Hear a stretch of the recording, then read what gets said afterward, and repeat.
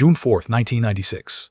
French Guiana, Europe's brand new rocket, 10 years and billions in the making, lifts off on its very first flight. 37 seconds later, it starts tearing itself apart. The killer wasn't the engines. It wasn't the weather. It was one line of code, converting one number into a box too small to hold it. Every system fails. This is the story of how. Ariane 5 was Europe's bet on the future of spaceflight. Bigger, faster, more powerful than the Ariane 4 it replaced. Onboard Flight 501, 4 scientific satellites called Cluster, years of work, and they weren't insured. Total value on the pad, roughly $370 million. Deep inside the rocket's guidance system, the inertial reference system, lived a piece of software borrowed from Ariane 4. Its job was alignment before launch. On Ariane 4, it kept running about 40 seconds after liftoff, so a held launch could restart quickly. On Ariane 5, that after liftoff window served no purpose at all. It was kept anyway, for commonality. Here's the pivot. Ariane 5 flies a different trajectory, much more horizontal velocity, much earlier.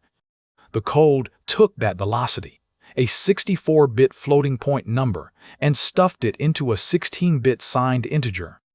On Ariane 4, the number always fit. On Ariane 5, 36 seconds in, it didn't.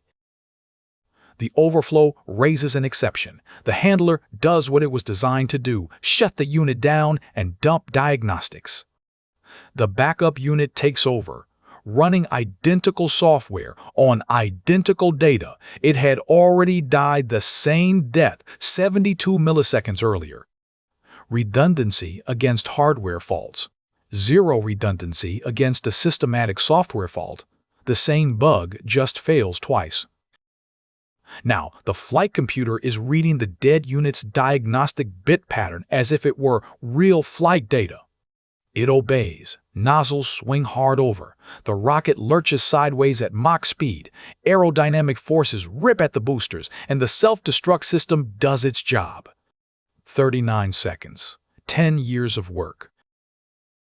The inquiry board's findings are brutal reading.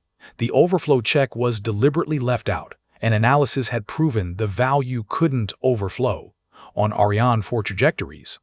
And the guidance system was never tested against Ariane 5's actual flight profile. A full simulation would have caught it on the ground.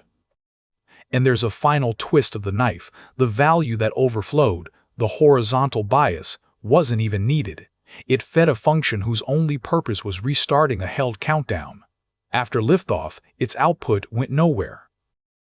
The rocket was destroyed by the result of a calculation that no longer meant anything. The aftermath reshaped how the industry treats software. The board's recommendations read like a modern checklist. Treat software as a system component that can fail. Prove your assumptions again when the environment changes, and simulate the whole mission, not just the parts you changed. Europe rebuilt. The cluster satellites flew again in 2000, and Ariane 5 went on to fly for a quarter century as one of the most reliable rockets ever built.